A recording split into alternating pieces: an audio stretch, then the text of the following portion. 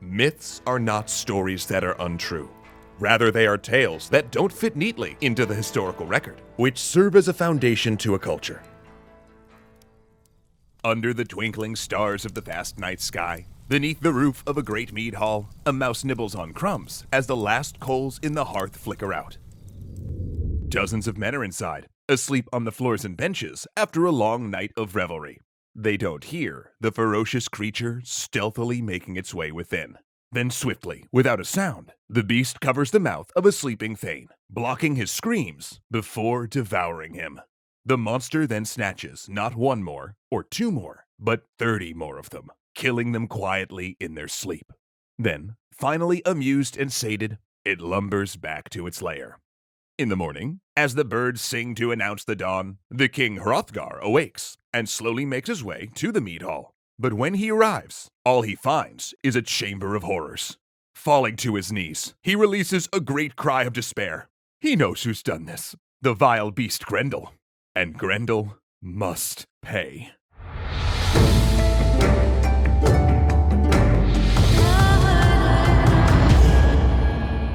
Thanks so much to CuriosityStream for helping us tell this classic tale. Long ago, Hrothgar, king of Denmark, built a great mead hall as a symbol of the prosperity and success of his reign. It was called Heorot, and great nobles and warriors gathered there day and night to feast, drink, play music, and share stories of their noble deeds. But those joys would be short-lived, for nearby another being lurks, Grendel. 20 feet high, with limbs like tree trunks and claw-like fingers, who prowls the swamps surrounding Heorot. It is said Grendel was born when Cain killed Abel, committing the first murder and releasing all manner of sea monsters, giants, and demons into the world. And it's due to this bloody origin that Grendel is said to resent all that was noble and good. So, when kings and heroes feasted and celebrated in Heorot, Grendel became envious and enraged. Not only did the noise disturb him in his swamp, but he hated the Danes for being so noble, so happy, so disgustingly human. And so, one night, he lumbered from his lair and kicked down the doors of Heorot, attacking those within and killing dozens. After this brutal warning, Grendel was sure that the Danes would take a hint and pack it up. But they don't. And the conflict goes on for years, with the Danes continuing to party and revel, and Grendel continuing his attacks, sometimes stealthily, sometimes with a roar, but always ending in the same result: death. News of this tragedy spread far and wide, and for a time, it appeared that nobody was strong enough to defeat Grendel. That is, until the tale reached one man, Beowulf, a heroic Swedish warrior of renown who would not stand by as nobles and warriors were being terrorized. So, he gathered his closest comrades, packed his boat with supplies, and began the journey to the land of King Hrothgar. When they arrive at Heorot, they lay their weapons and armor by the door and approach with great respect. Beowulf then offers the monster-slaying services of he and his men to the king, which Hrothgar quickly accepts. And because Beowulf and his band appear so strong and confident, the court begins to feel hope once more. Could it be that the gods perhaps sent Beowulf to help them? And to celebrate the arrival of such a renowned warrior, and overjoyed at the thought that Grendel might finally be defeated, the king does what sort of started this mess in the first place, and throws a great feast in Beowulf's honor, showering Beowulf and his men with great gifts, and spending the whole night reveling with them. Now while most are overjoyed that a hero has finally come, some under the hall's roof are envious of the attention he's getting. One man, deep in his cups, stands and taunts Beowulf. Isn't he the same Beowulf who once lost a famous swimming match? Surely if he was defeated then, he will be defeated a second time. After all, no one has ever survived Grendel. But Beowulf is not bothered by the challenge. Sure, he tells the drunk, jealous fool, he did lose that race. Granted, he would have won, except, after 5 days of swimming through the icy ocean in full plate armor, he did get pulled under the surf by a sea monster and had to slay it. In addition to killing 8 other sea monsters he killed along the way. So, yeah, how many sea monsters have you killed, bruh? Yep, that's what I thought. That little nuisance dealt with, Beowulf and his company drink and feast for many hours, the air thick with laughter, and also more than a little anticipation. And as the feasting comes to an end, the king, trusting in Beowulf's protection, retires for the evening.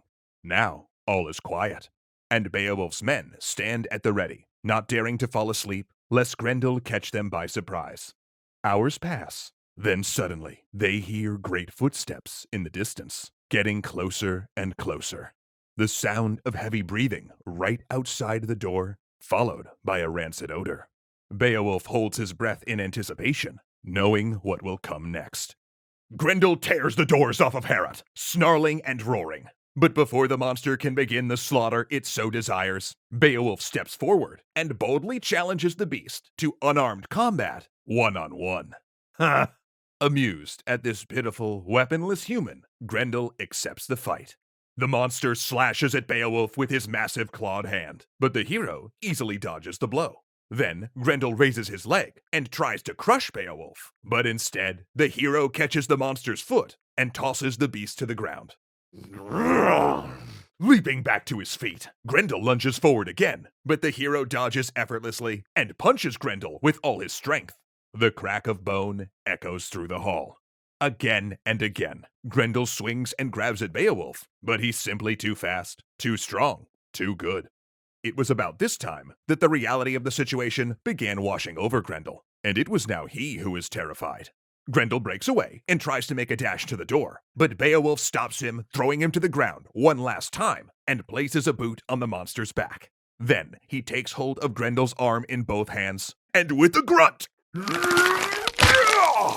tears his arm clean off. Not even Grendel could survive a wound like that. Still holding the arm, Beowulf finally allows Grendel to leave the hall. Howling and bleeding, the monster slinks back into the swamp and dies in agony. As the chaos concluded, the terrified Danes emerged from their cover, peeking out to see what happened. Oh, could it be? Grendel has been slain!